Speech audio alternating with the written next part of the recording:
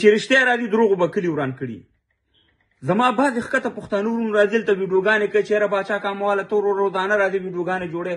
دا ټیک ټاک زما نه دی ورونو، دا باچا کاموال افغان په نوم باندې چې دا ټیک ټاک چا جوړ کړی، دا یو جعلي ټیک ټاک چا جوړ کړی. زما خپل ټیک ټاک هم درته ښیم، ما یو لایف دوه کړی دی، هغه کې کوم شک نشته، زما په پیج کې موجود دی.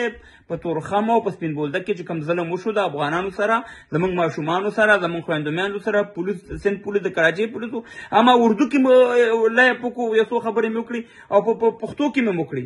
اوس هغه سیا مهربانه پښتانه راځي وروره دغه کوي چې یاره باچا کامواله ته خو نفرتونه جوړې او روزانه ناستې سیا مهربانه ټیک ټاکونه. دا زما ټیک ټاک دی نه، زه د خپل ټیک ټاک هم ښیم.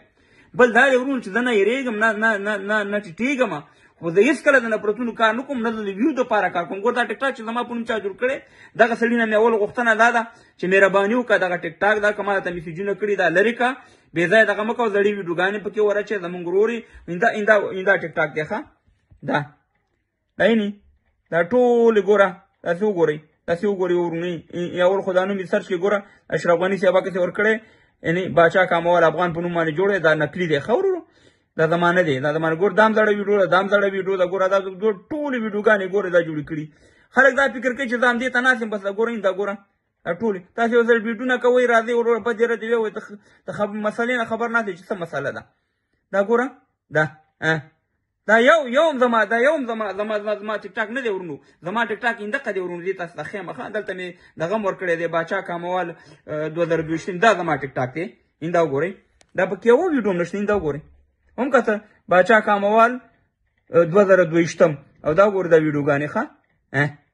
دغه ویډیو پکې بیخي شته دی نه چې دا کوم ویډیوګانې دا که یو نیمه پکې وي، نور ټولې ګوره دا دې وګوره دا ویډیوګانې دي. دا زما ټیک ټاک دی. نو مهرباني وکړئ ورونو، زه نه نفرتونو کار کوم، نه نفرتونو ته دلته ناست یم ورونو، نه دومره وزګار یم چې د هغه لایف نه شل سکنډ او ډېر ما نه په جذباتو کې خبرې وشي، جذباتو کې خامخا سړي نه خبره زیات هم کېږي، بې طریقې هم کېږي، خو د هغه که زما نه شوي زه د هغې بښنه غواړم که د چا زړه ته ازار رسېدلی. خو زما هېڅکله دا مطلب نه دی چې زه د ویو دپاره یا د داسې لایفونه یا داسې ټیک ټاک یا داسې ویډیوګانې شیر کړم چې په هغې باندې لر او بر پښتانه سره بې اتفاقه شي. نو مهرباني وکړه وروره چې دا ټیک ټاک تا جوړ کړی دی، دغه ټیک ټاک وروره ډیلیټ کا، مه نفرتونه خوروه.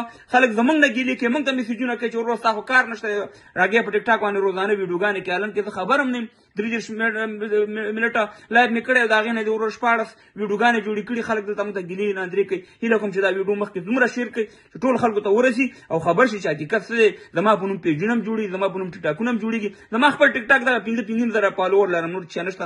الله دې وکړي چې زما وزر ومنئ. په خدای مو سپارم، ښه وخت ولرئ.